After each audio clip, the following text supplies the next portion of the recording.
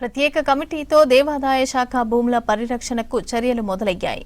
భద్రాచలం శ్రీ సీతారామచంద్ర స్వామివారి ఆలయ భూముల పరిరక్షణ కోసం క్షేత్రస్థాయిలో పరిస్థితులను తెలుసుకుని న్యాయ పోరాటం చేసేందుకు ఆ శాఖ సన్నద్ధమవుతోంది. ఇందుకు ప్రత్యేక టాస్క్ ఫోర్స్ను ఏర్పాటు చేయాలని దేవాదాయ శాఖ మంత్రి నిర్ణయించారు. దీంతో భద్రాచలం శ్రీ సీతారామచంద్ర స్వామివారి దేవస్థానం భూములపై దేవాదాయ శాఖ ప్రిన్సిపల్ సెక్రటరీ శైలజా రామయ్య పర్యవేక్షిస్తున్నారు.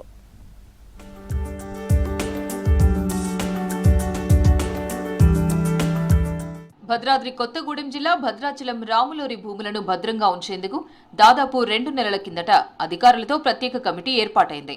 ఇందులో కలెక్టర్, దేవాదాయ శాఖ అదనపు కమిషనర్, సబ్ కలెక్టర్, దేవాదాయ శాఖ special deputy collector, survey land records అధికారులు కీలక భూమిక పోషిస్తారు. భద్రాచలంలో ఒక దఫా ఈ బృందం సమీక్ష నిర్వహించింది. నిబంధనలకు విరుద్ధంగా దేవుడి మాన్యాన్ని కాజేస్తే తగు చర్యలు తీసుకునేందుకు ఈవోలకు అధికారం పెంచాల్సి ఉంది.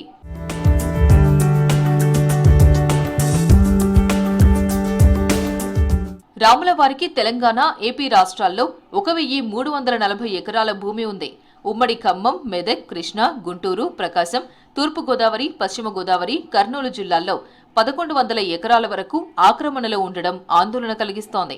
ఒక్క పురుషోత్తపట్నం పంచాయతీ పరిధిలోనే 889.5 ఎకరాలు ఉండగా 100 ఎకరాలు ఆక్రమణకు గురైంది.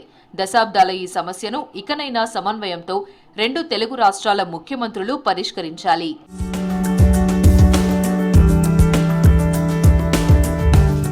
పురుషోత్తపట్నంలో బృహత్ ప్రణాళికపై దృష్టి సారించడంతో రాములవారి స్థలంలో అభివృద్ధి పనులకు మార్గం ఏర్పడింది.